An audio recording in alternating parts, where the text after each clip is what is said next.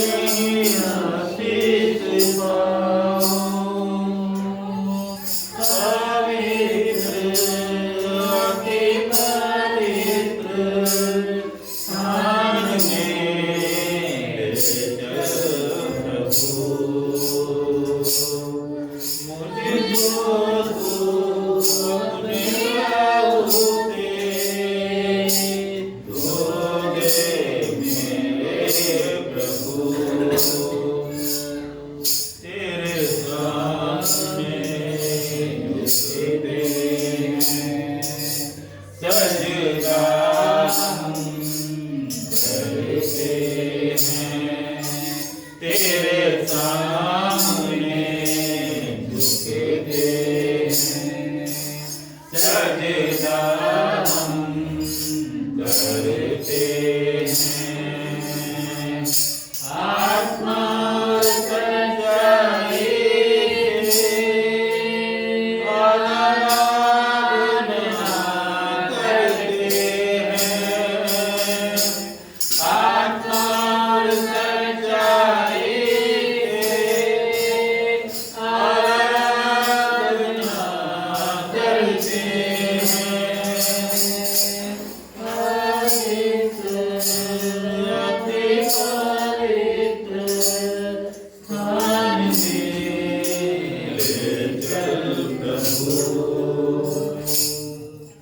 मुझको तो अपने लबों से तो दे मेरे प्रभु।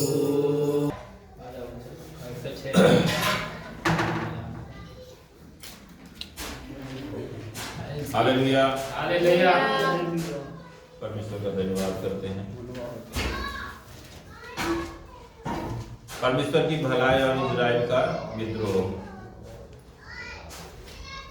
भजन संख्या 106 है, पढ़ेंगे।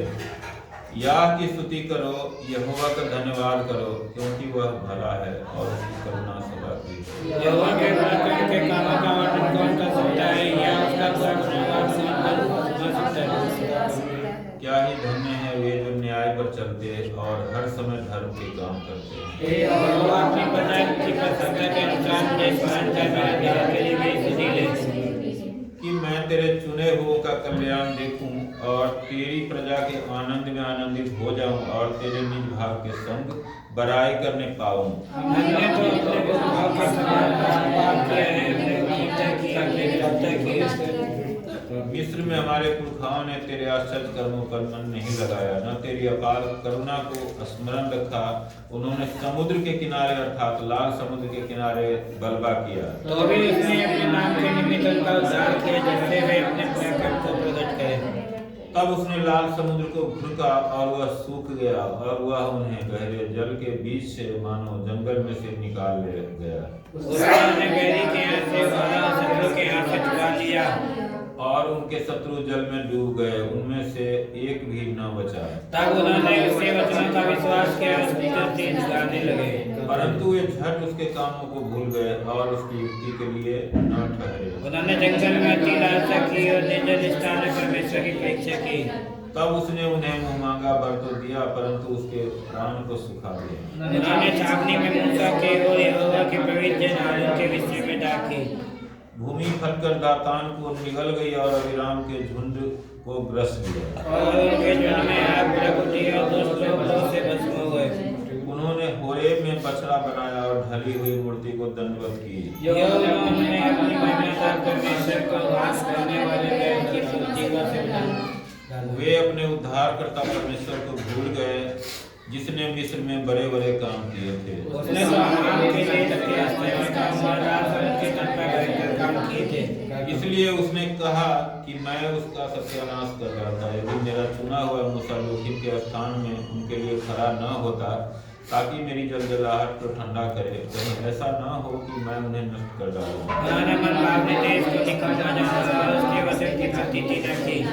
वे अपने तंबुओं में फुरफुराए और यहोवा का कहा न माना। तब उसने उसके विषय में शपथ खाई कि मैं इसका जंगल में नाश करूंगा और इनके वंश को अन्य जातियों के समूह गिरा दूंगा और देश देश में तितर बितर कर दूंगा। वे पोल वाले बाल देवता को पूजने लगे और पौधा को चढ़ाए हुए पशुओं को मांस खाने लगे। यों उन्होंने अपने कामों से उसको क्रोध दिलाया और मरी उनमें फूट पड़ी। तब वह नमाज में उठकर नया जन्म दिया, जिससे मरी थक गई। उन्होंने मरीबा के सोते के पास भी यहोवा का क्रोध भड़काया और उनके कारण और यह उसके लेखे पीढ़ी से पीढ़ी तक सर्वदा के लिए धर्म गिना गया। उन्होंने मरीबा के शिष्य के पास भी यहोवा का क्रोध भड़काया और उनके कारण हिंसा किया नहीं हुई। क्योंकि उन्होंने उसकी आत्मा आत्मा से बलवा किया, तब मूसा बिन सोचे बोल उठा। जिन लोगों के विषय यहोवा ने उन्हें आज्ञा दी थी उनका उन्होंने सत्यानाश न किया, वरन उन्हीं जातियों से हिल मिल गए और उनके व्यवहारों को सीख लिया। और उनकी मूर्तियों की पूजा करने लगे, वे उनके लिए बंदा बन गए।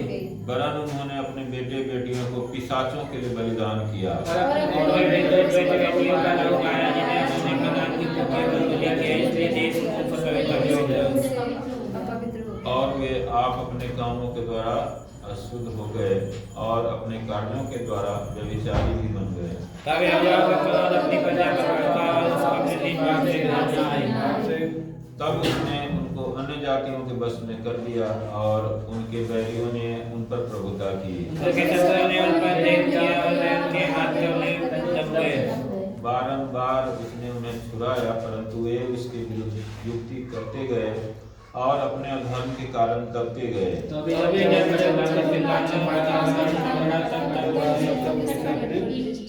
और उनके हित में अपनी वाचा को स्मरण करके अपनी अपार करुणा से अनुसार तरस खाया।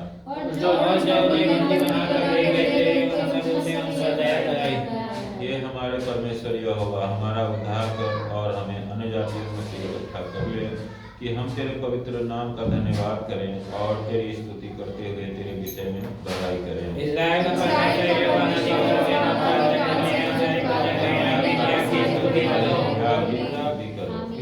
आमीन। इसमें जो है ना, कुल मिला के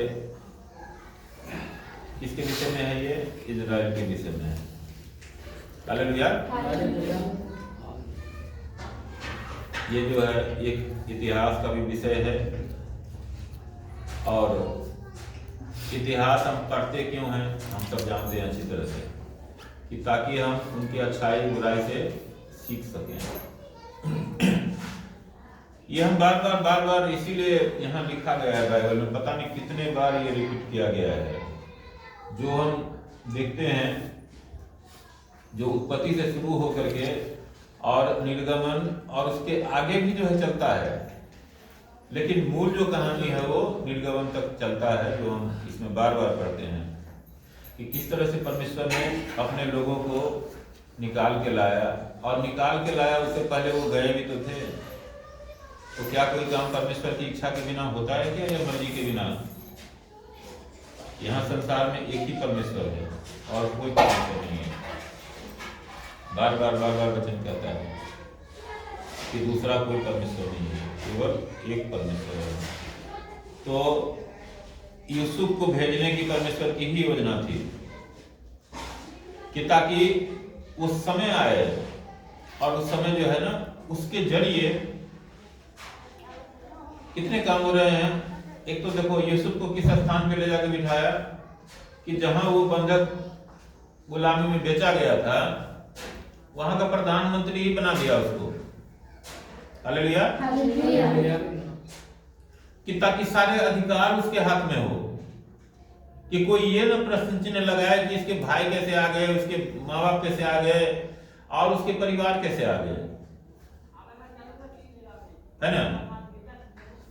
आप देखो कि वहां पर वो जब बार बार जाते हैं तो पैसे लेके जाते हैं, अपना जो भी भेड़ बकरियां हैं सब बेच बेच के पैसे लेके जाते हैं कि ताकि अन्न खरीद के ला सके वहां पर से। लेकिन यूसुफ के प्रधानमंत्री होने की वजह से उनको अन्न भी मिलता है भरपूरी से, और वो पैसे भी उनके वापस आ जाते हैं। और लास्ट में जब उनके पास कुछ बचता नहीं है तो राजा स्वयं कहता है यूसुफ से कि इनको जो है एक अच्छी जगह में, सारा जो मिस्र है वो तो तुम्हारा ही है, अच्छे से अच्छे जगह में इनको बसा दो, रहने के लिए दे दो जगह। हालेलुया। तो ये परमेश्वर की योजना थी। हम शुरू से लेके आखिर तक देखते हैं। वहां से फिर जब 430 साल के बाद जब निष्कासन होता है, वहां से जब निकाले जाते हैं वो, वहां पर भी हम देखते हैं कि परमेश्वर कितने अद्भुत तरीके से निकालते हैं। परमेश्वर का कोई काम जो है ना वो बिल्कुल चुपचाप नहीं होता है। उद्धार का काम वो जब भी करते हैं ना तब पूरे ढोल नगाड़े के साथ करते हैं, कि ताकि जो परमेश्वर को तुच्छ समझने वाले लोग हैं वो भी देख सके कि परमेश्वर अपने लोगों के लिए किस तरह से हाथ बढ़ाते हैं। आप देखो इस पूरे कहानी में हम बार बार ये कहानी सुनते हैं। इसमें मूल रूप से जो है ना दो चीज है जो इसका विषय है, परमेश्वर की भलाई और इजराइल का विद्रोह। मूल रूप से जो है यही दो विषय है कि परमेश्वर किस तरह से भलाई करते हैं और इजराइल क्या करता है, बार बार किस तरह से विद्रोह करता है। अभी हम पीछे भी बात कर रहे थे ना, कल भी हम बात कर रहे थे कि सर्दियों में क्या होता है कि पेड़ के सारे पत्ते झड़ जाते हैं, जो पतझड़ वाले पेड़ हैं। तो हमें क्या लगता है कि ये पेड़ जो है सूखने की स्थिति में है। जिसको नहीं मालूम है ये विषय तो उसको लगता है कि पेड़ सूख गया हुआ है, मर गया हुआ है। लेकिन आप देखो वो पेड़ जो है ना अंदर ही अंदर तैयारी कर रहा होता है। अब मान लो कि सपोज करो कि आप 500 लोगों के लिए जो है ना भोज तैयार कर रहे हैं। भोज जो तैयार होता है तो 500 लोगों का भोज अगर मान लो तैयार हो रहा है तो वहां 500 लोग तो नहीं होंगे भोज तैयार करने के लिए, है ना। वहां तो 2 4 5 लोग होंगे, 6 लोग 7 लोग 8 लोग हो सकते हैं, बहुत से बहुत, वो खाने को तैयार करने के लिए। और वो घर के अंदर तैयार होता है, बाहर खुले में नहीं तैयार होता है, हम सब अच्छी तरह से जानते हैं। तो उस समय वो दिखाई नहीं देता है कि कैसे कैसे जो है खाना बनाया गया, क्या क्या इसमें डाला गया, कितनी मेहनत करी गई है। लेकिन जब वो खाना बाहर आता है और जब लोग बैठ के या खड़ा होके खाते हैं तब एक कितनी भीड़ दिखाई देती है ना। इसी तरह से संसार में जो कुछ भी बनता है, हम बार बार कहते हैं ये बात कि जो कुछ भी बनने की जो प्रोसेस है ना वो साइलेंटली होता है, उसमें कोई आवाज नहीं होता है। आप देखो यूसुफ गया, यूसुफ को गड्ढे में डाला गया, यूसुफ को बेचा गया, वहां कोई शोर शराबा है क्या? कुछ नहीं है। ये सब काम जो है चुपके से होता है, बिल्कुल साइलेंटली होता है। लेकिन जब वो इजरायली निकाले जाते हैं मिस्र से, उस समय क्या परमेश्वर चुपचाप निकाल लेते हैं? पूरे मिस्र को जो है ना अच्छे से बता देते हैं कि देख मैं अपने लोगों के लिए जो है ना कैसा हूं, कैसा जलन रखने वाला परमेश्वर हूं। तूने जितने मेरे लोगों के ऊपर जुल्म किए हैं उसका एक एक का हिसाब तुमसे लूंगा। जी यहाँ एक बात जो है ये भी मैं कहना चाहता हूं कि हमें ये भी दिमाग में नहीं आना चाहिए कि ये सब क्यों हो रहा था। वो मिस्री जो थे परमेश्वर के लोग नहीं थे या परमेश्वर के दुश्मन थे, ऐसा भी नहीं है। परमेश्वर ने उसको इसी काम के लिए चुना था कि उसके जरिए परमेश्वर अपनी जलजलाहट को दिखाए। और परमेश्वर ने अपने लोगों के लिए, अभी आपने सुना ना क्या लिखा है कि अभी हमने इसमें पढ़ा है ना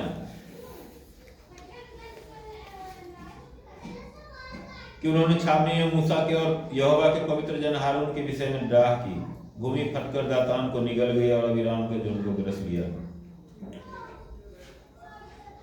आप जब निबंधन पढ़ते हैं ना तो देखते हैं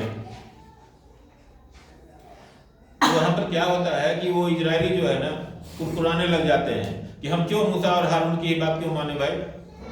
क्या यही एक सबसे बड़ा है क्या? यही परमेश्वर से बात करने वाला है क्या? और दूसरे किसी के पास मुंह ही नहीं है क्या? या कोई इतना जो है योग्य काबिल ही नहीं है क्या? लेकिन वो ये भूल जाते हैं कि परमेश्वर ने उन दोनों को इसी काम के लिए चुना हुआ है। आप देखो कनान पहुंचने वाले होते हैं उससे पहले दोनों के दोनों खत्म हो जाते हैं, परमेश्वर उठा लेते हैं दोनों को। क्यों? उनका काम वहां पूरा हो जाता है इसलिए। अब इसका मतलब ये नहीं है कि परमेश्वर ने उसको दंड दे दिया। परमेश्वर ने इतने से काम के लिए उसको चुना था वहां तक,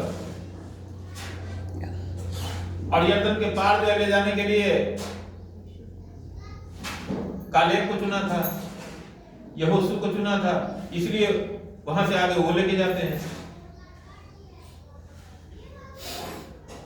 तो ये जो बात है ना, ये परमेश्वर को इतनी बुरी लगी कि ये यहां पर आपने देखा है ना, एक नाम है खास करके अभिराम। अभिराम जो है ना, एक आप समझ लो कि एक जो है, एक गोत्र तो नहीं कहना चाहिए, लेकिन एक घराना था जो सबसे अगुआ था उस बलवा करने में। परमेश्वर ने क्या किया, सीधा जो है वहां पर ऐसी दरार फाड़ दी ना जमीन को कि उसके पूरे खानदान जो है ना उसी दरार के अंदर समा गया।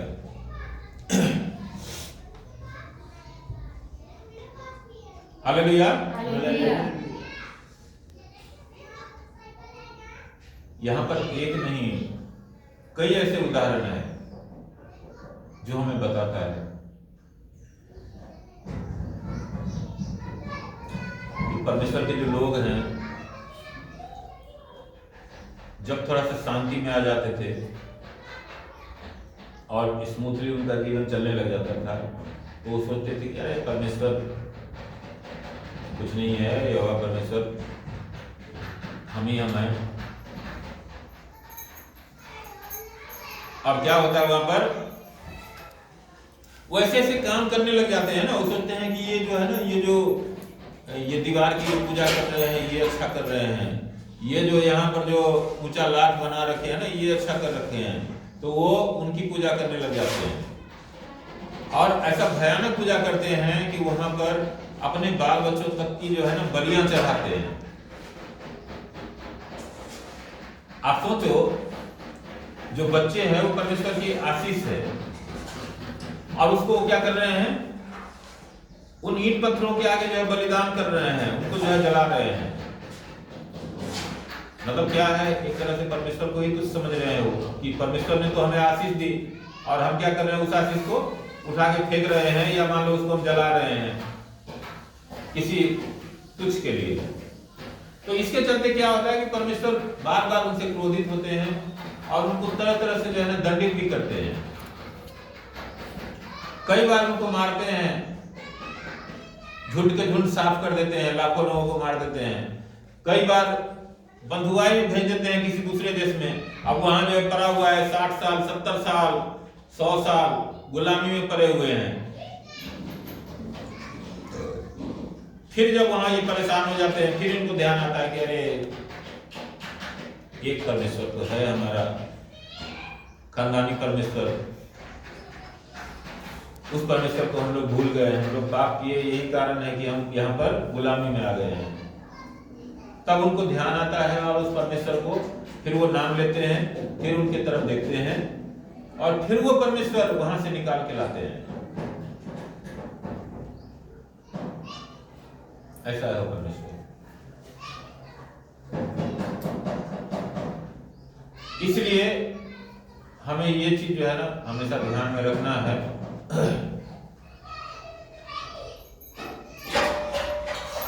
कि हम केवल परमेश्वर की तरफ देखते रहें।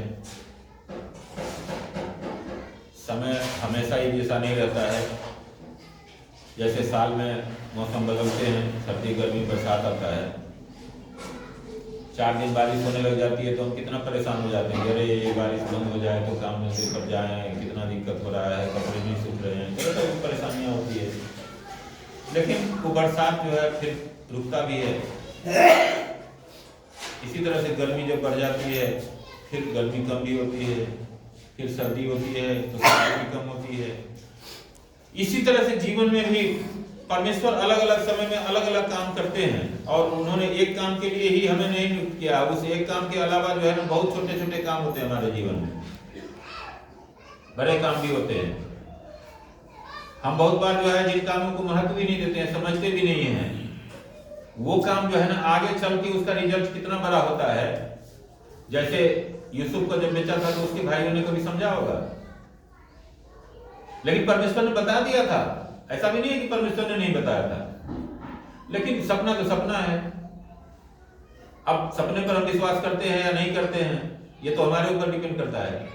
इसी तरह से उसके भाइयों ने उस समय विश्वास किया, लेकिन वो भूल गए कि अरे भाई ये परमेश्वर की ओर से है, इसको हम नाश नहीं कर पाएंगे।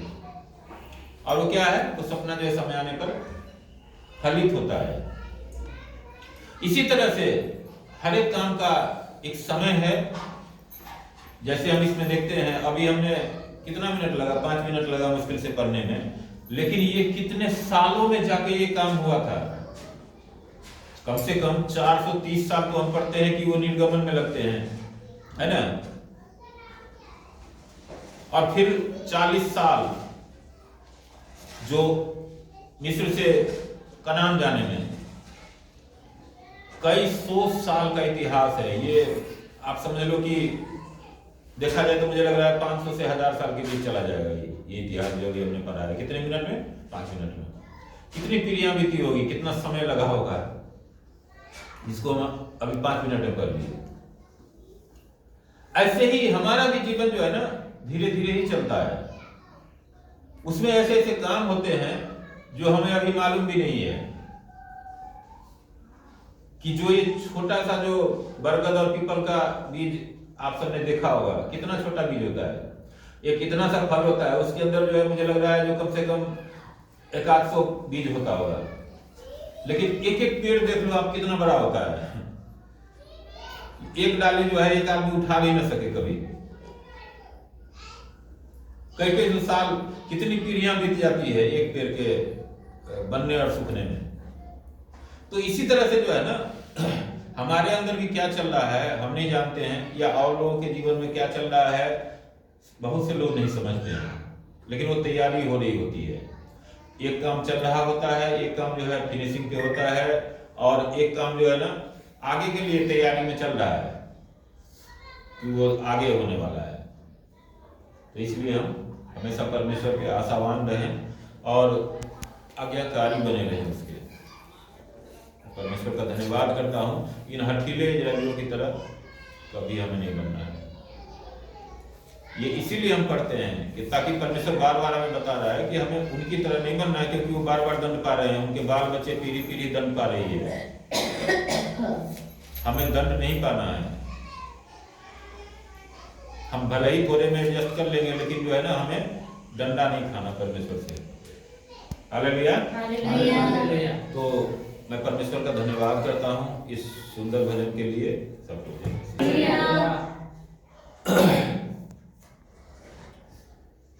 परमेश्वर का मैं धन्यवाद करता हूँ।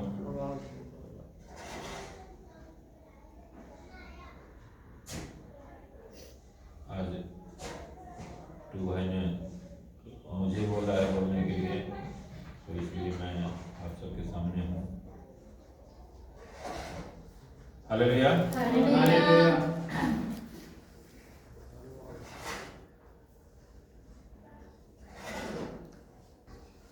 गलातियों के पत्र उसकी 5 अध्याय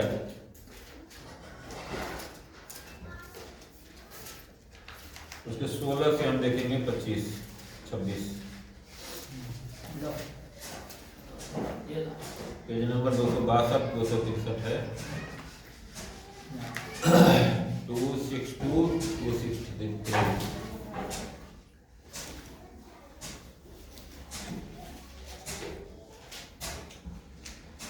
अध्याय 16 से 26।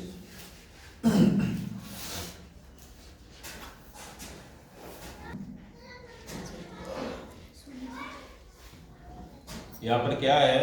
पवित्र आत्मा द्वारा संचालन। हालेलुया। इससे पहले भी कई बार हम ये वचन पढ़ चुके हैं, सुन चुके हैं। यहाँ पर परमेश्वर का ये वचन हमें बताता है, इस वचन के अंदर 2 चीजें हैं, 2 तरह के जीवन हैं। एक वो जीवन है जो पवित्र आत्मा के द्वारा संचालित जीवन है, यानी कि जिसका जो ड्राइवर है जिस गाड़ी का, वो है पवित्र आत्मा। और एक वो गाड़ी है जिसका ड्राइवर है शरीर, ये शैतान, जो भी हम कह लें, अंधकार, एक ही बात है, कोई फर्क नहीं है। तो वो हमें कैसे पता चलेगा? ये चीज जो है हमारे लिए भी है और सबके लिए उतना ही है, मेरे लिए भी है और जो लोग हैं उनके लिए भी है। उनको ये जांचने के लिए है कि वो दरअसल में जो जीवन जी रहे हैं,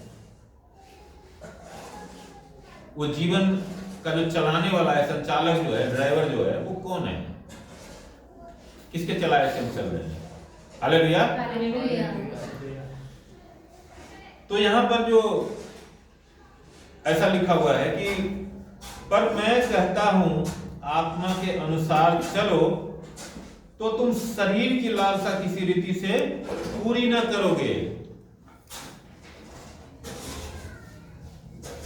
क्या कह रहा है कि पर मैं कहता हूं, कौन कह रहा है?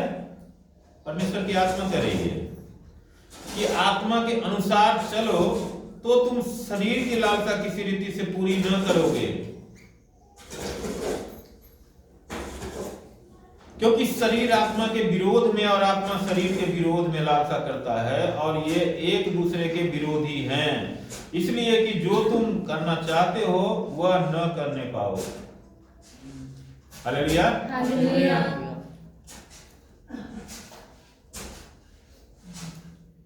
हम देखते हैं कि जीवन में जब भी कोई ऐसा खास समय आता है ना, जब हमें एक निर्णय लेना होता है कि हम क्या निर्णय लें, बाएं जाएं कि दाएं जाएं, किसी चौराहे पर खड़े हैं तो हम ये डिसीजन नहीं ले पाते हैं जल्दी में, और हम सोचने लग जाते हैं कि यहाँ 4 रास्ते हैं, हम किस रास्ते पर बढ़ें। क्योंकि क्या है, मंजिल तो हमें पता है, लेकिन बीच का जो फासला है ना, वो हमें गुमराह करती है, क्योंकि वहां 4 रास्ते हैं, एक रास्ता तो है नहीं कि हम चले चले जा रहे हैं। तो जीवन में हर एक मोड़ पर, हर एक समय में, हर एक परिस्थितियों में हमारे सामने कम से कम 2 रास्ते तो होते ही होते हैं। किसी एक रास्ते के बीच में भी यदि हम खड़े हो जाए ना, तो वहां भी हमें 2 रास्ते मिलते हैं, एक हमें आगे ले जाएगा, एक पीछे ले जाएगा। अब कौन सा आगे ले जा रहा है, कौन सा पीछे ले जा रहा है, वो निर्णय लेने का एक विषय है। हालेलुया। तो यहां पर क्या कह रहा है कि अगर आत्मा के अनुसार चलो तो तुम शरीर की लालसा किसी रीति से पूरी न करोगे। अब क्यों ऐसा कह रहा है, ये हमने इसमें देखा 17 में क्या लिखा है कि क्योंकि शरीर आत्मा के विरोध में और आत्मा शरीर के विरोध में लालसा करता है, क्योंकि एक दूसरे के विरोधी हैं। परमेश्वर चाहता है कि हम ज्योति में चले, क्योंकि परमेश्वर ने हमें ज्योति की संतान ठहराया है, और उस ज्योति के रूप में जो है ना, हमारे भीतर पवित्र आत्मा भी है। यानी कि परमेश्वर का जो है, आप एजेंट कर सकते हैं उसको। परमेश्वर ने अपने एजेंट को दिया है, अपने ड्राइवर को दिया है कि वो हमें उस सच्चे मार्ग पर लेके चले, जो मार्ग परमेश्वर के नजदीक लेके जाता है। तो पवित्र आत्मा जो चलाएगा वो सही रास्ते पर चलाएगा, जो परमेश्वर की इच्छा के अनुसार है, उस रास्ते पर लेके चलेगा हमें। लेकिन जो शरीर जो है, क्योंकि हम जानते हैं शरीर जो है सांसारिक है, शरीर जो है कोई स्वर्गीय शरीर नहीं है। ये शरीर जो है ना, इसी धरती पर बना है और इसी धरती पर रह जाता है, इसी पर मिट जाता है। ये कोई नश्वर शरीर नहीं है। हालेलुया। इसीलिए ये शरीर चाहता है कि मैं इसको ऑपरेट करूं, मैं चलाऊं, मेरे अनुसार चले। हालेलुया। और ये क्यों चाहता है कि ताकि हम आत्मा के अनुसार नहीं चल सके। अगर आत्मा के अनुसार चलेंगे तो वो हमें सही रास्ते पर चलने के लिए गाइड करेगा। तो फिर शरीर के अनुसार तो हम नहीं चल पाएंगे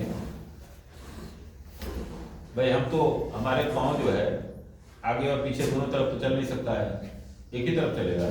संसारिक तरीके से भी हम देखें, मान लो कि इस गेट से हम बाहर निकलेंगे तो या तो हम इधर जा सकते हैं या इधर जा सकते हैं, दोनों तरफ तो नहीं जा सकते। तो या तो हम आत्मा के अनुसार चल सकते हैं या हम शरीर के अनुसार चलते हैं। 2 में से एक हो सकता है, दोनों नहीं हो सकता है, क्योंकि दोनों जो है ना आपस में एक दूसरे के विरोधी है। हालेलुया। और यदि तुम आत्मा के चलाए चलते हो तो व्यवस्था के अधीन न रहे। अब देखिए यहां पर क्या है, डर की बात है। शरीर क्यों चाहता है हमें अपने तरीके से चलाना, कि ताकि जो व्यवस्था है, जो कॉन्स्टिट्यूशन है, उसमें हम उलझे रहे। हालेलुया। और आत्मा इसलिए चाहता है चलाना अपने तरीके से कि ताकि हम व्यवस्था से आजाद हो जाएं और हम आजाद का जीवन जिए।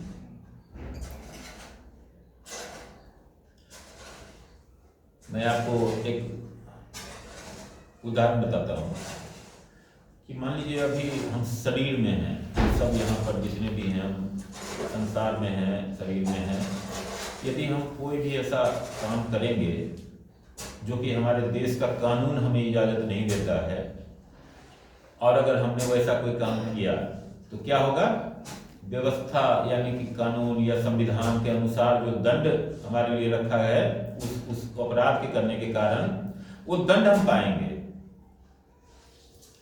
लेकिन यहाँ पर बहुत सारे दुष्ट आत्माएं भी तो हैं, पवित्र आत्मा तो है ही, लेकिन दुष्ट आत्माएं भी तो हैं। और वो दुष्ट आत्माएं दिन रात बहुत से लोगों को सताती है, बहुत से लोगों के जीवन में परेशान कर रखी है। क्या उसका कुछ बिगाड़ सकता है संविधान? आप सोच के देखिए, क्या संविधान उस पर लागू होता है, उसको बिगाड़ सकता है कुछ?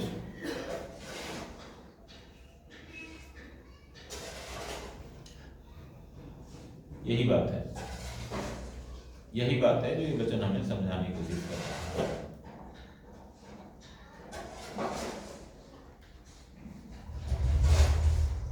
क्योंकि आत्मिक बातें जो है ना वो व्यवस्था के अधीन नहीं है। आत्मा किसी व्यवस्था के अधीन नहीं है। आत्मा जो है स्वतंत्र है, उस पर केवल परमेश्वर की हुकूमत चलती है, क्योंकि वो परमेश्वर का ही अंश है। हालेलुया। तो यहाँ पर क्या लिखा है कि शरीर के काम तो प्रगट हैं, जैसे शरीर प्रगट है। हम देख रहे हैं, मैं आपको देख रहा हूँ, आप मुझे देख रहे हैं, हम सब एक दूसरे को देख रहे हैं। हम बाहर भी जाएंगे तो जो कुछ भी है फिजिकल चीजें सब कुछ हमें दिखाई देता और दिखाई देता है। तो वैसे ही जो शरीर के काम है ना वो भी क्या है, जाहिर है, प्रकट है। जैसे लिखा है व्यभिचार, गंदे काम, लुचपन। मान लो यहाँ पर कोई गाली गलौज करता हुआ हमें मिल जाए रोड पर, तो हम देख के पहचानने लगे कि ये क्या कर रहा है, गाली गलौज कर रहा है। कोई बैठ के मान लो शराब पी रहा है, जुआ खेल रहा है, कुछ भी कर रहा है, यानी कुछ भी कर रहा है वो शरीर से, तो हम यहाँ पर देख सकते हैं, क्योंकि वो प्रकट है, जाहिर है। हालेलुया। मूर्ति पूजा, टोना, बैर, झगड़ा, ईर्षा, क्रोध, विरोध, फूट, विधर्म,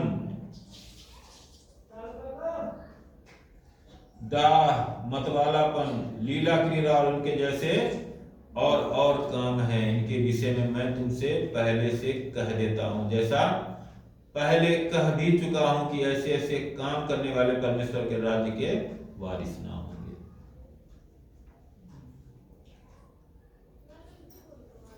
हालेलुया।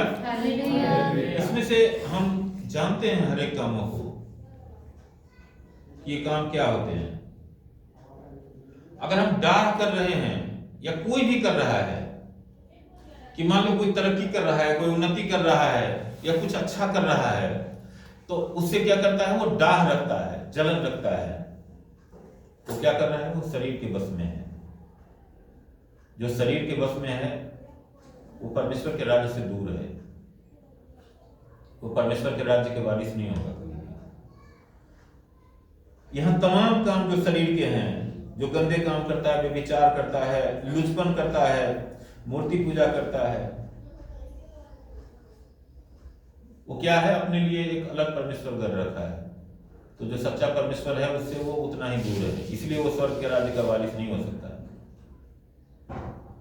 और क्या लिखा है कि बैर, झगड़ा, ईर्ष्या, हम जानते हैं बैर क्या होता है।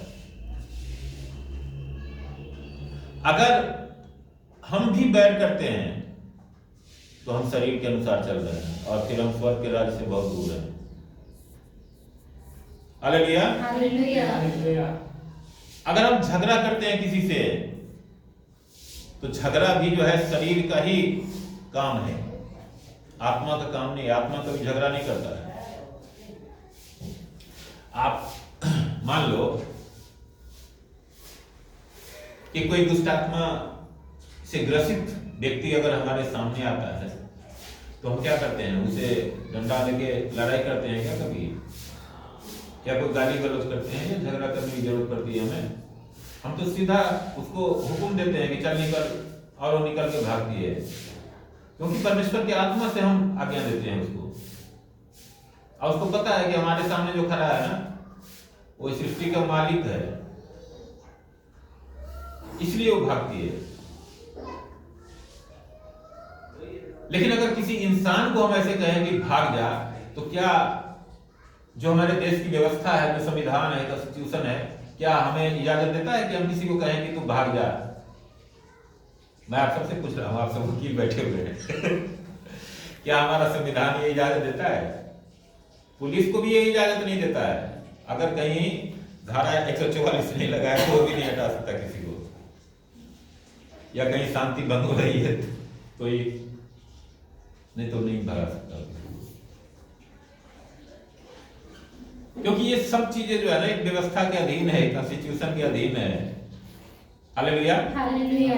ये सब बातें जो है इस शरीर के काम है, इसलिए प्रत्यक्ष है, सामने है, फिजिकल है। लेकिन आत्मा का काम जो है वो आत्मिक दुनिया में है।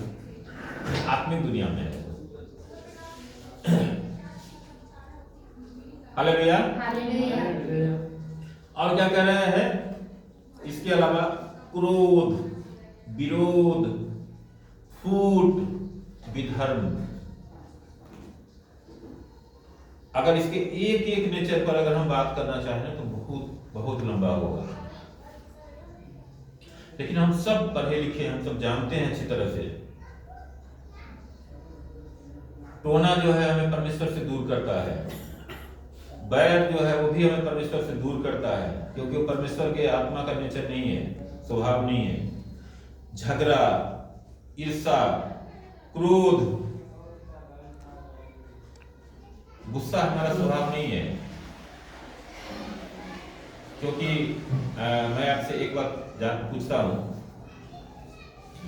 कभी आपने देखा है कि एक ही गिलास के अंदर ठंडा पानी भी रहे और गर्म पानी भी रहे? हो सकता है ऐसा? कभी ऐसा हुआ है कि उसी के अंदर जो है खौलता हुआ पानी भी है और उसी के अंदर साथ ही जो है बिल्कुल ठंडा पानी है, जैसे हम गर्मी में पीते हैं? नहीं हो सकता है।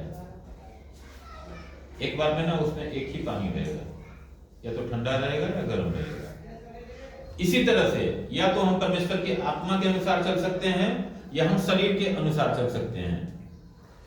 तो यहां पर जो ये सब चीजें हैं, या तो हम क्रोध में जी सकते हैं या तो हम प्रेम में जी सकते हैं। अगर हम क्रोध करते हैं तो इसका मतलब हमारे अंदर प्रेम नहीं है। अगर प्रेम है तो क्रोध नहीं होगा, दोनों में से एक ही चीज होगा। हालेलुया। हालेलुया। अगर विरोध है तो वहां भी प्रेम नहीं होगा, विरोध होने पर भी प्रेम नहीं हो सकता है। तो या तो प्रेम होगा या विरोध होगा, या तो मेल मिलाप होगा या तो विरोध होगा। हालेलुया। हालेलुया। और क्या कहता है? डाह, मतवालापन। अब मतवालापन क्या होता है हम सब जानते हैं कि जैसे हमारे पास खाने के लिए है और हमारे सामने कोई भूखा है, हम देख रहे हैं, तो हम क्या करते हैं? खूब खा लिए और आधा खाए आधा जो है फेंक दिए, और वो बेचारा भूखा है, उसको हम सुधि नहीं लिए, उसका हमने उससे प्रेम नहीं किया। यह है मतवालापन, ये परमेश्वर को पसंद नहीं है। इसके कारण हम सब ने वो कहानी पता नहीं कितने बार सुना है कि लाजर और धनी व्यक्ति जो था उसके साथ जो है मरने के बाद क्या हुआ। क्योंकि जीते जी वो क्या कर रहे थे वो भी हमने सुना है बहुत बार, कि वो हर दिन उसके दरवाजे पर पड़ा रहता था बेचारा, इतना मजबूर था। और उसके घर में खाने पीने और हर एक चीज की जो है ना बढ़ती थी, कोई घटी नहीं थी, लेकिन फिर भी उसने उसकी सुधि नहीं ली कभी। हालेलुया। हालेलुया। तो ये मतवालापन है। और क्या कहता है, लीला क्रीड़ा, है ना। लीला क्रीड़ा क्या होता है हम सब जानते हैं। बहुत से लोगों को हम देखते हैं कि वो कोई जुआ में रहता है, दिन भर लगा हुआ। कोई जो है देख लो आजकल तो ऑनलाइन जो है तरह तरह के जुआ आ गया है, उसमें लगे रहते हैं। आजकल सबसे फेमस चीज देख ही रहे हैं, हम सब जानते हैं, हमारे सामने जो है शॉर्ट बनाते रहते हैं लोग रील्स बनाते रहते हैं। उसमें जो है वो सुबह से शाम तक, रात तक जो है ना व्यस्त रहते हैं। उनके पास परमेश्वर के लिए कोई समय नहीं होता है। ये बातें इसलिए बाइबल में नहीं लिखी गई है कि चूंकि उस समय जो है ना, जिस समय ये लिखा गया ना, ये आज से 2000 साल पहले जब ये गलातियों की पत्री लिखी गई होगी, उस समय जो है ना किसी ने सोचा नहीं था कि एक ऐसा समय आएगा जब ऐसा टेक्नोलॉजी आएगा। क्योंकि उस समय टेक्नोलॉजी जो है ना, मतलब जो टेक्नोलॉजी आज हम देख रहे हैं, इलेक्ट्रॉनिक, इलेक्ट्रिकल, ये सब कुछ भी नहीं था। इसका कहीं नामो निशान ही पैदा नहीं हुआ था।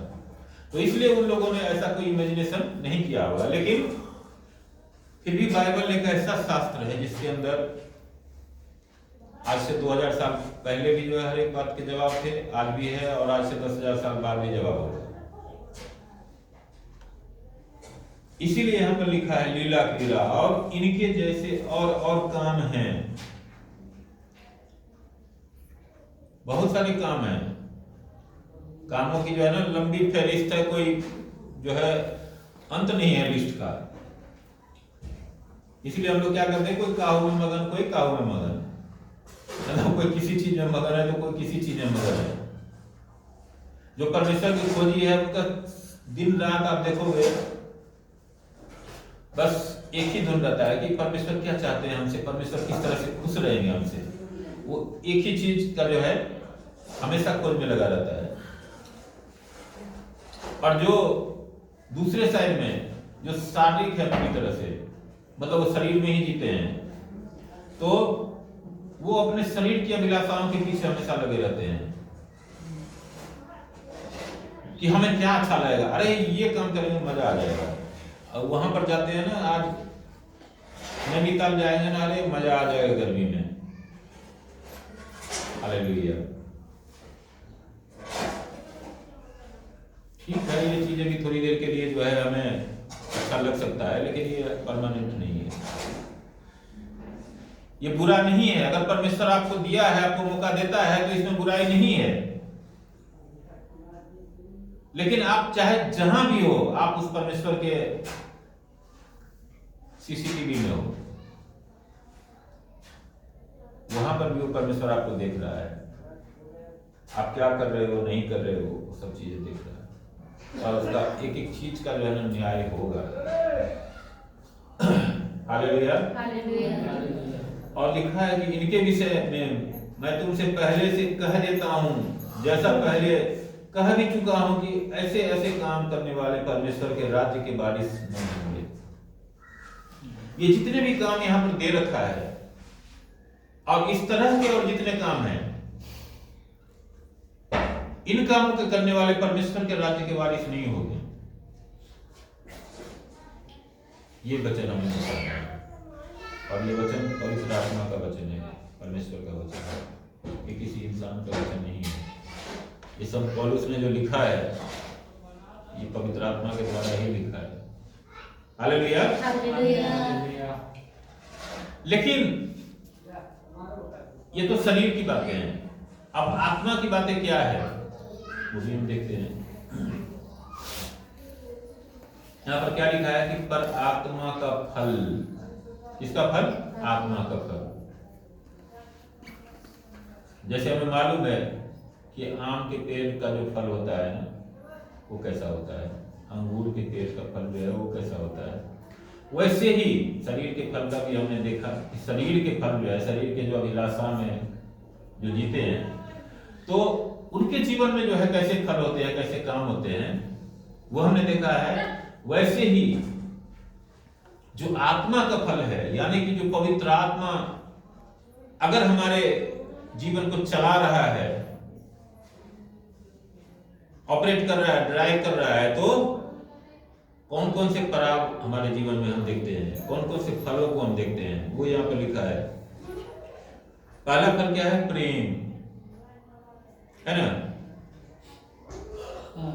बताने की जरूरत नहीं है हमें कि प्रेम क्या है, हम सब जानते हैं। परमेश्वर ने क्या बोला कि सबसे बड़ी आज्ञा क्या है कि तुम प्रभु अपने परमेश्वर से अपने पूरे मन, अपने पूरे शक्ति, अपने पूरे प्राण से प्रेम करो।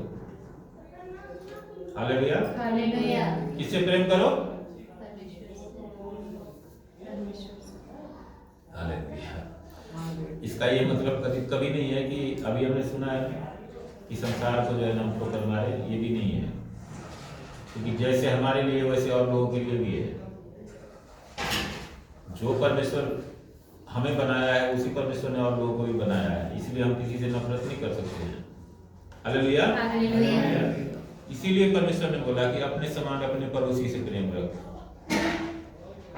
ये दो आज्ञा सबसे मुख्य है। हालेलुया। हालेलुया। और क्या कहता है? आनंद। अगर परमेश्वर की आत्मा हमें चला रही है तो हमारा पेट्रोल खत्म नहीं होगा, बिना पेट्रोल के भी गाड़ी चलेगा। अब ये मत समझना जो हम बाहरी गाड़ी की बात नहीं कर रहे हैं, हम अपने इस तरह की गाड़ी की बात कर रहे हैं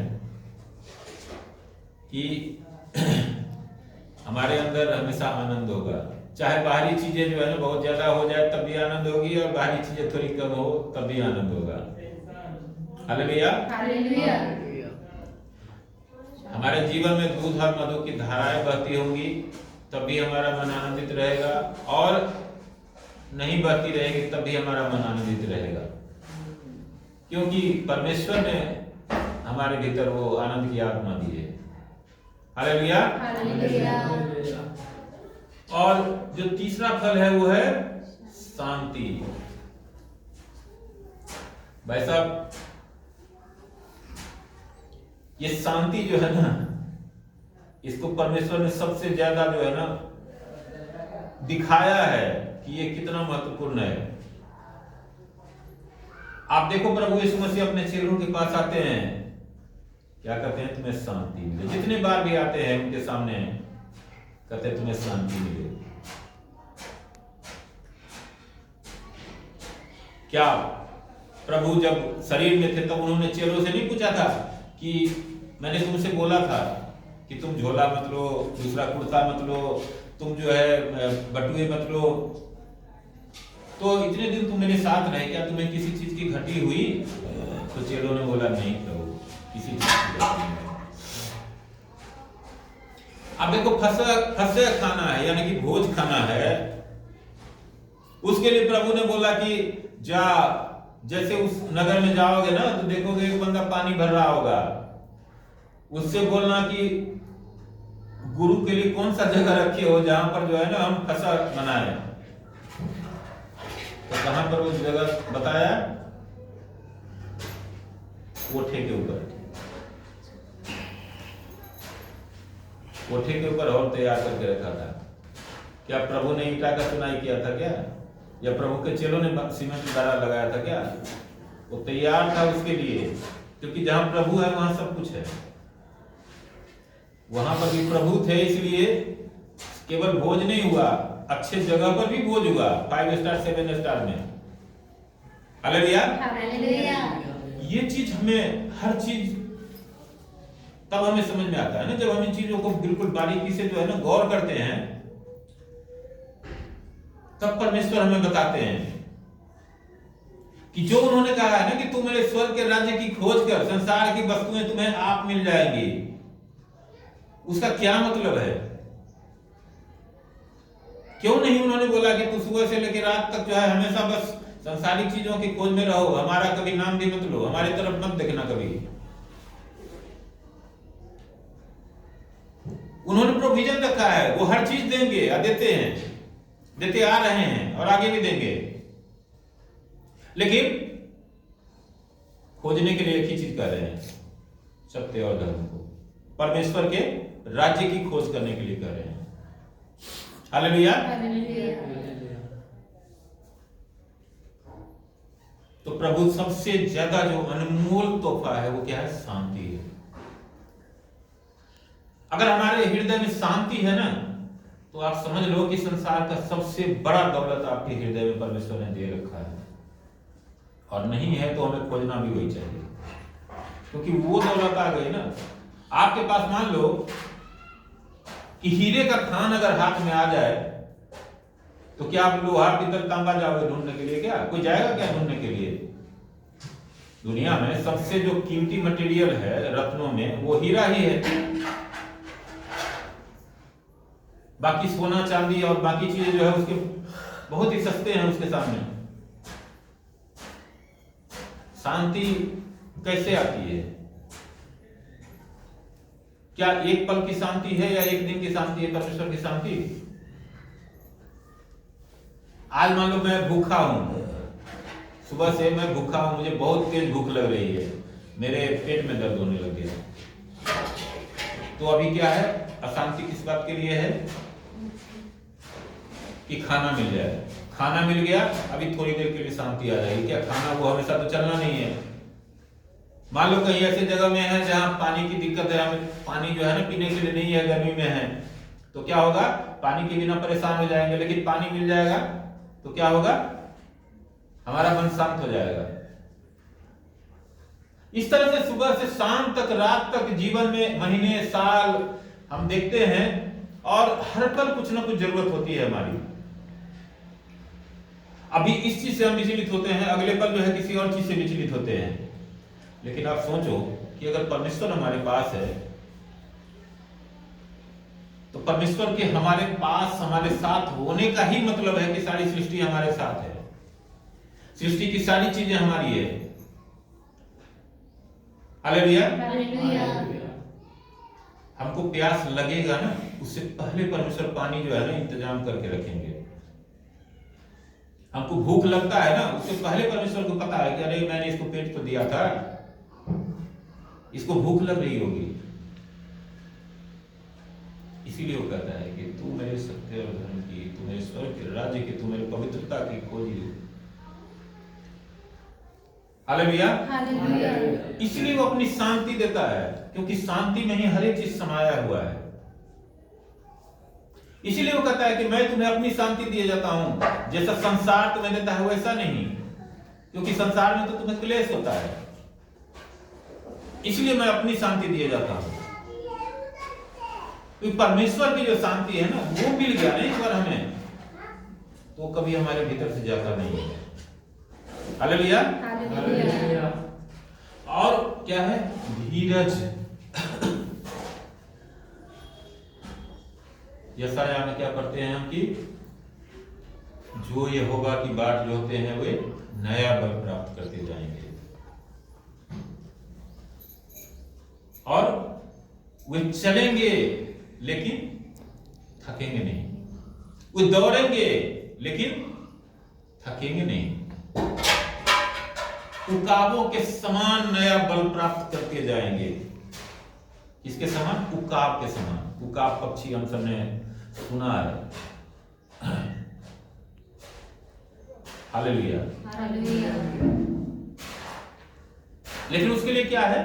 इंतजार करना पड़ता है, जिसको धीरज धर के परमेश्वर का हमें इंतजार करना पड़ता है, क्योंकि हर चीज हम जब चाहे ना तब उस समय मिल नहीं जाता है। हमारी प्रार्थनाओं का उत्तर तुरंत नहीं मिल जाता है। हर एक विषय में बहुत सारे ऐसे विषय हैं जिसमें तुरंत भी मिल जाता है, लेकिन बहुत बार ऐसा होता है कि हमारी प्रार्थनाओं का उत्तर तुरंत नहीं मिलता है, लेकिन वो सही समय पर मिलता है, क्योंकि वो सही समय परमेश्वर जानते हैं।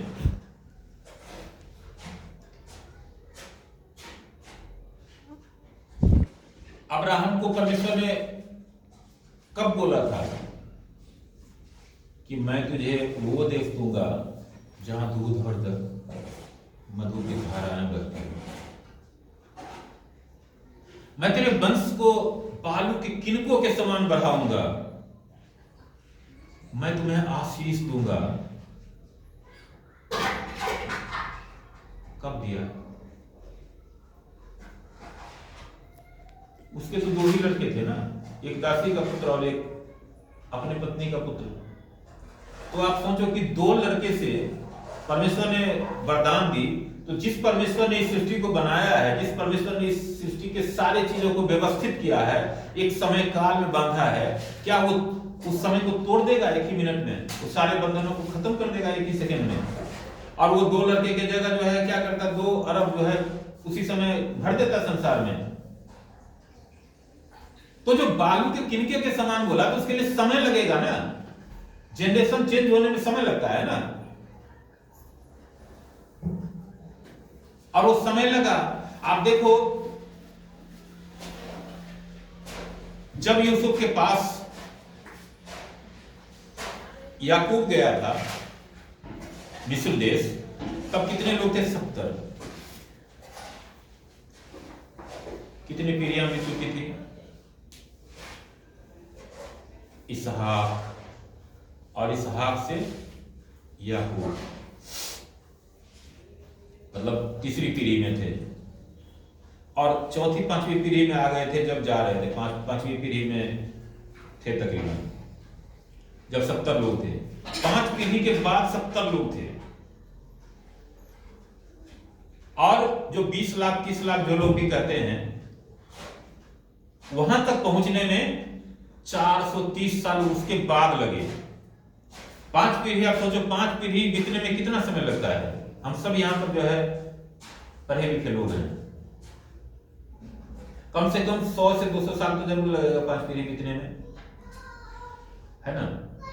100 साल से नीचे तो नहीं हो सकता, 100 से 150-200 साल तो लगेंगे। यानी कि आप देखो, जो बाबा अब्राहम को जो परमेश्वर ने वरदान दिया था, उस वरदान को पूरा होने में कम से कम भी आप मान के चलो तो 600 साल के आसपास में लगा है। 600 साल के बाद कनान देश में जो है ना इजराइली आया,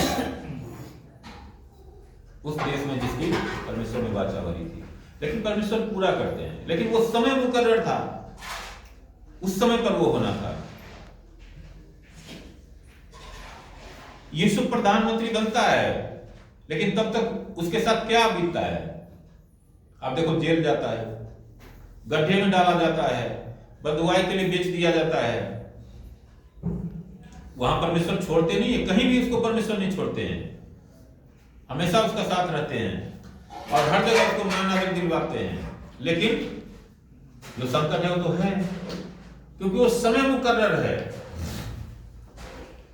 तो उस समय का इंतजार करने के लिए हमारे अंदर धीरज की जरूरत होती है, और ये धीरज कब आता है? जब हम परमेश्वर की आत्मा के द्वारा चलाए चल रहे हैं। हालेलुया। और कृपा भी आत्मा का फल है। अगर हम किसी को परेशानी में देखते हैं, किसी को मुसीबत में देखते हैं, तो क्या हमारे मन में कहीं दुख आता है या नहीं आता? हमारे हृदय में एक बोझ सा महसूस होता है या नहीं होता है?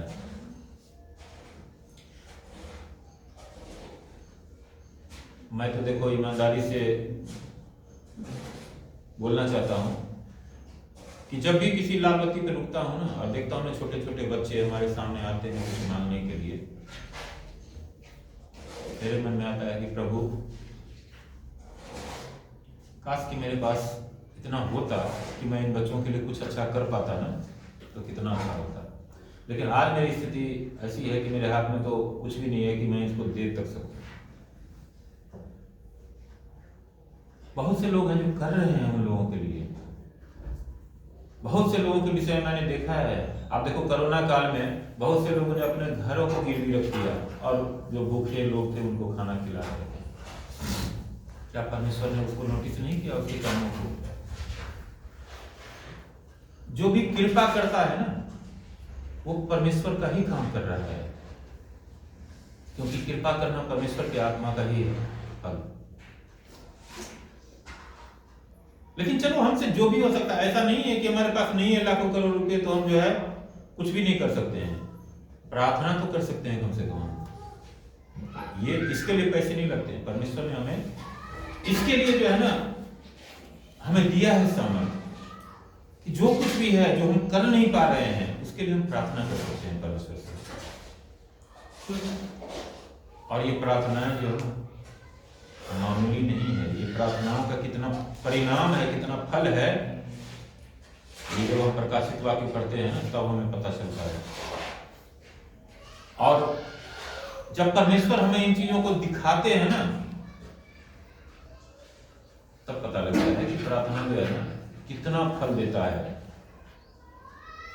हालेलुया। और क्या है? भलाई। भलाई भी उसी से मिलता जुलता है। विश्वास। विश्वास किस पर? विश्वास प्रभु यीशु मसीह पर विश्वास कि वही है, उसके सिवा कोई नहीं है।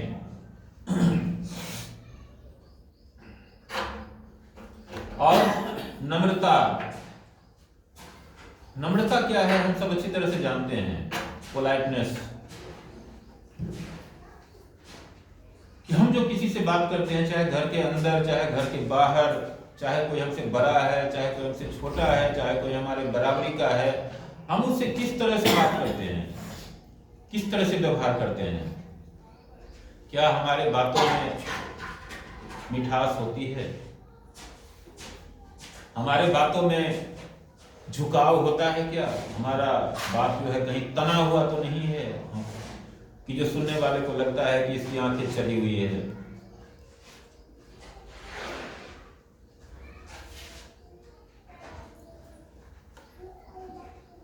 आप बाइबल के अंदर जाओगे, जितने भी कैरेक्टर हम देखते हैं सब जो है ना बहुत ही ज्यादा हम्बल थे, बहुत ही ज्यादा नम्र थे। हालेलुया। और जो नहीं थे नम्र वो भी नम्र किए गए, क्योंकि परमेश्वर ने उन्हें उठाया। आप देखो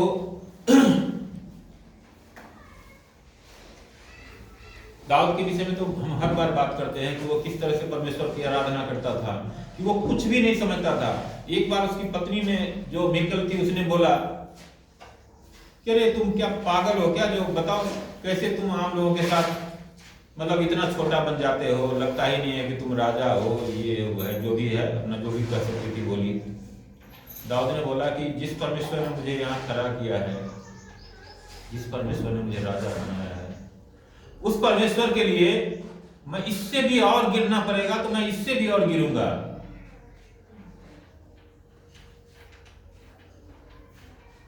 ये होता है हम्बलनेस।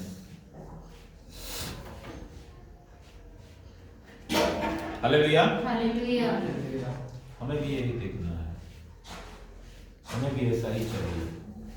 अगर हम परमेश्वर से कुछ पाना चाहते हैं तो हमें भी वही नम्रता चाहिए। कि अगर हम किसी से भी बात करें, चाहे हमारा दुश्मन ही क्यों ना हो, यहाँ बाइबल में तो लिखा हुआ है कि अगर तुम्हारा दुश्मन अगर तुम्हारे घर आता है ना तो उसको अच्छे आसन पे बिठा, उसको जो है खाना खिला, उसके साथ अच्छा व्यवहार कर। अगर तू ऐसा करता है तो उसके सिर पे तू आग रखने वाला काम करेगा। काम क्या कर रहा है? आग रखने वाला। लेकिन सामने में क्या कर रहे हैं हम? उसके साथ ऐसा व्यवहार कर रहे हैं जो उसका सिर जो है ना सम से झुक जाए। हालेलुया। हालेलुया। और नम्रता और संयम। संयम, जैसे परमेश्वर का स्वभाव है क्रोध करने में क्या है, वो धीमा है, वैसे ही हमारे अंदर भी संयम होना चाहिए। हमें किसी ने एक गाली दे दी तो हमारा ये काम नहीं है कि हम पलट के उसको 4 गाली दे दे। आप खुद जो है इसको तय करो। अगर मान लो कोई हमें एक गाली दिया और हम कहते हैं कि हम तो बड़े अच्छे हैं, वो बहुत खराब है, और हम क्या कर रहे हैं, उसको एक गाली के बदले में 10 गाली दे रहे हैं, तो मैथ, इतना मैथ तो सबको आता होगा कि 1 बड़ा है या 10 बड़ा है। हम तब प्रभु के जन कहलाएंगे और तब हम प्रभु के बच्चे होंगे जब किसी ने 10 गाली दी ना और हमने एक बार भी जुबान नहीं खोली, उसको गाली के बदले गाली नहीं दी, क्योंकि हमारा प्रभु ये सिखाता है, तब हम प्रतिफल पाएंगे। हमारा काम नहीं है गाली के बदले गाली देना। प्रेम से ही संसार को जीता जाता है। हालेलुया। हालेलुया। और क्या लिखा है कि ऐसे ऐसे कामों के विरोध में कोई भी व्यवस्था नहीं है। ये जितने भी ये आत्मा के जो फल है, मान लो हम किसी के साथ नम्रता से बात करें या न करें, उसके लिए कोई हमें कोर्ट में थोड़े ले जाएगा कि अरे इसने जो है हमसे बहुत प्यार से बात नहीं किया, इसने जो है बहुत रूड तरीके से बात किया, तो हम पर कोई केस तो नहीं करेगा, कोई मुकदमा तो नहीं करेगा, है ना। मान लो घर में हमारे बच्चे हैं, हम उनको जो है ना 2-3 बार जो है ना तेज डंडा से जो है पीटना शुरू कर दें, बच्चे क्या करेंगे, हमारे बच्चे हैं, मजबूर हैं, हमारे सामने कुछ नहीं बोलेंगे। इसके लिए तो कोई हमें कोर्ट में तो नहीं घसीटेंगे बच्चे, लेकिन क्या वो परमेश्वर नहीं देख रहा है क्या? और जो देख रहा है क्या वो चुप रहेगा? वो चुप नहीं रहेगा। ये जितने भी चीजें हैं, प्रेम हम नहीं करेंगे तो कोई हमें फांसी पर नहीं चढ़ा देगा। हमारे अंदर अगर शांति नहीं है ना, हमारे अंदर अगर धीरज नहीं है, अगर हम कृपा नहीं करते हैं, मान लो रास्ते में जा रहे हैं, कोई मजबूर आदमी हमारे सामने आ जाता है, हमसे 5 रुपए पाने की आशा रखता है, नहीं देंगे तो हमें कोई ले जाके कोर्ट में नहीं घसीट लगा, अरे ये नहीं दिया।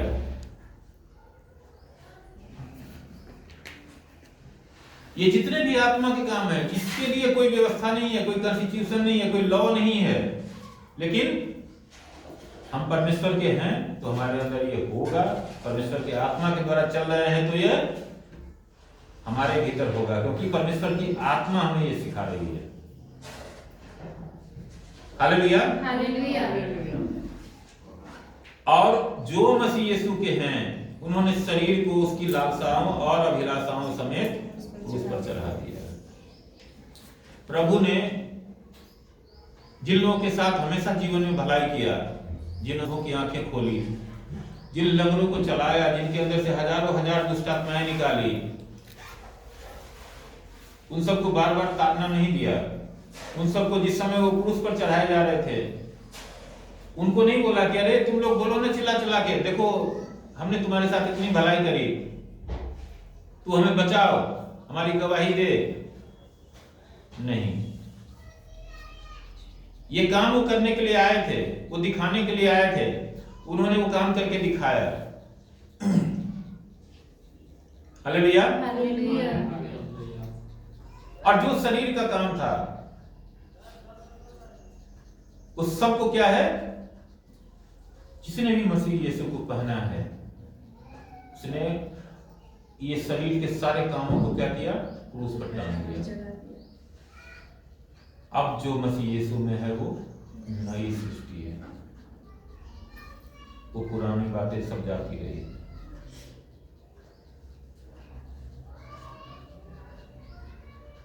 तो पहला नंबर तो ये है कि अगर आज भी हमारे अंदर वो पुरानी बातें हैं तो हमें उनको क्या करना है, टांग देना है क्रूस पर।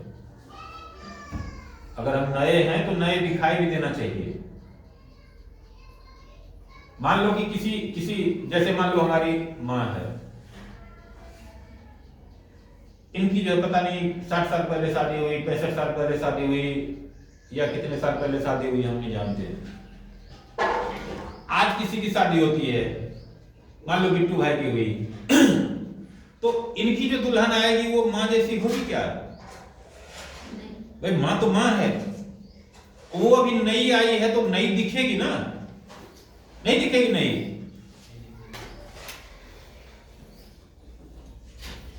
उसके ऊपर श्रृंगार होंगे,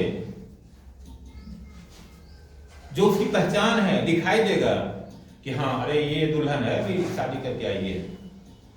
कोई ये नहीं कहेगा कि हमारी माँ हमारी दादी के शादी जो है ना 70 साल पहले हुई थी, देखो वो है दुल्हन, ये जो है यार ये तो अभी अभी आई है, ऐसा नहीं है। तो नई सृष्टि जैसी होनी चाहिए, वैसा ही हमारा व्यक्तित्व होना चाहिए, तभी हम नए हैं, तभी हम प्रभु के हैं, और तभी हम प्रभु से इनाम पाएंगे। नहीं कोई क्यों इनाम देगा? एग्जाम में आप जाते हो, किसी भी यूनिवर्सिटी के एग्जाम देते हो, उसमें फर्स्ट कौन होता है? जो सबसे ज्यादा मेहनत करेगा, जो सबसे ज्यादा जो है एग्जाम में अच्छे से लिखा, वही फर्स्ट होगा ना। तो जो फर्स्ट होगा उसी को तो सब जानेंगे, बाकी को तो इतनी महत्व नहीं दिए जाएंगे ना। तो हमारा जो है ऐसा ही चाल चलन होना चाहिए कि हम हर पल जो भी काम हमारे सामने प्रभु देते हैं करने के लिए, या हमें नहीं समझ में आ रहा है तो हम प्रभु से प्रार्थना कर सकते हैं कि प्रभु क्या चाहता है हमारे लिए, कि हम क्या करें प्रभु। और तब प्रभु जो भी बताते हैं, जो भी हमसे कहते हैं करने के लिए, उसको हम कितने खूबसूरती से कर सकते हैं, कितने अच्छे से कर सकते हैं। जब हम ऐसा करेंगे ना, तब प्रभु से हम इनाम पाएंगे। हालेलुया।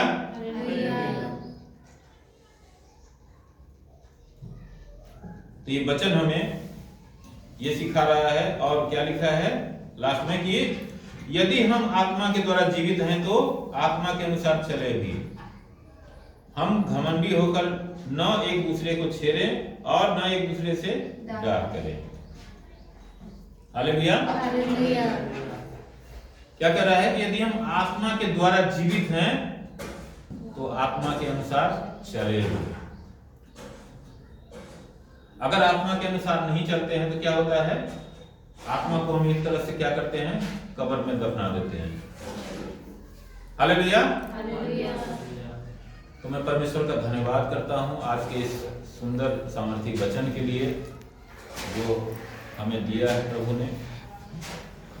तो धन्यवाद करते हैं, ये वचन हम सबके जीवन में लागू रहे, लागू हो और बहुतायत से काम करे और प्रभाव दिखाए, प्रभु यीशु मसीह के नाम में। आमीन।